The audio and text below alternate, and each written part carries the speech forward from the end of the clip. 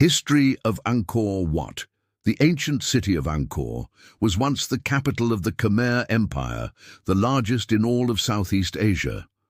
It thrived between the 9th and 13th centuries, controlling much of the Indo-Chinese peninsula.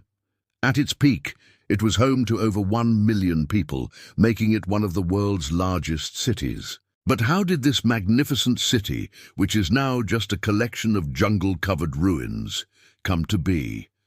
Well, that's what we're going to find out today. The history of Angkor dates back to the early 9th century, when the Khmer people migrated to the area from the south.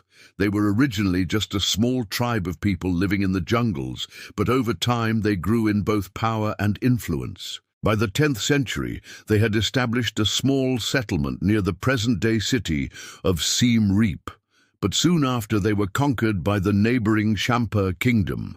It wasn't until the mid-11th century that the Khmer were able to break free of their oppressors and establish a new capital city. They named it Angkor and began to rebuild their society. The city was situated on the banks of a large lake in the middle of the jungle. This made it easy to defend, but also allowed the Khmer to grow rice and other crops for their people. As the city grew, so did the power of the Khmer Empire.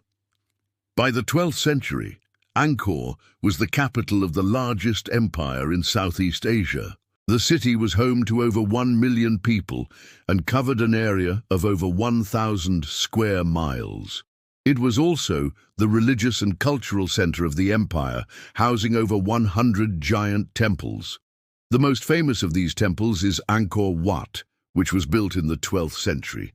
It's a UNESCO World Heritage Site and the largest religious monument in the world. However, the good times didn't last forever. In the 13th century, the Khmer began to lose power and influence. By the end of the century, Angkor had been sacked and the empire was on the decline.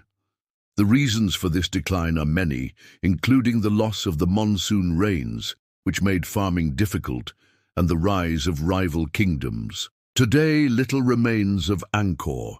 Most of the temples have been destroyed, and the city is just a collection of overgrown ruins. However, the site is still very popular with tourists who come to see the remains of this once great city.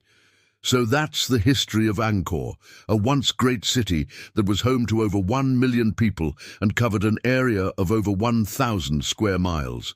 Today, only ruins remain. But these ruins are still very popular with tourists who come to see them.